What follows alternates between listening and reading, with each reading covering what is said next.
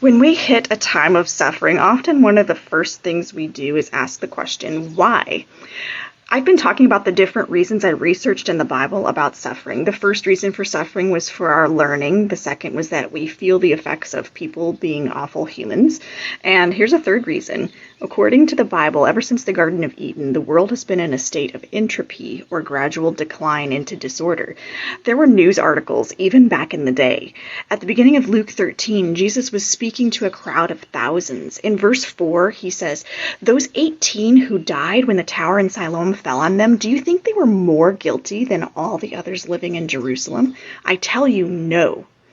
Random disasters happen and cause suffering, and it doesn't have to do with getting what we deserve. We simply live in a state of disorder.